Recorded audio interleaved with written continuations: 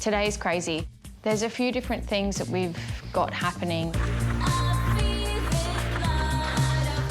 We're going to have 6 landscapers all week, and we're going to have 8 chippies.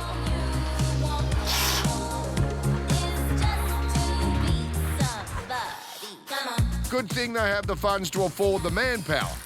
There's a lot of work to get their 1950s Palm Springs-inspired front yard ready.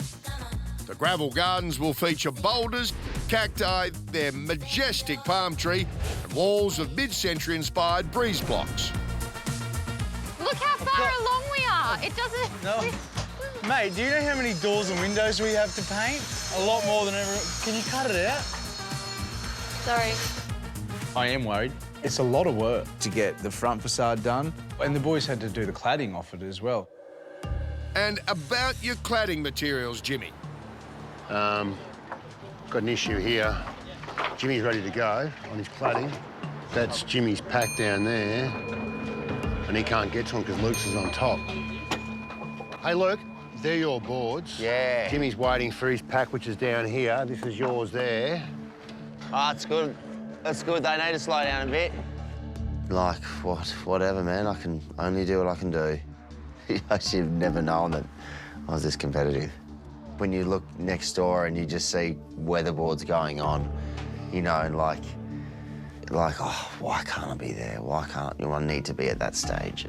I can't put any under the house. I just thought you could fork them and take them back down the yard and then bring them back when I need them. That threw me a bit. He was literally just hanging around. Too busy, Lucky. Hold up, aren't these neighbours BFFs?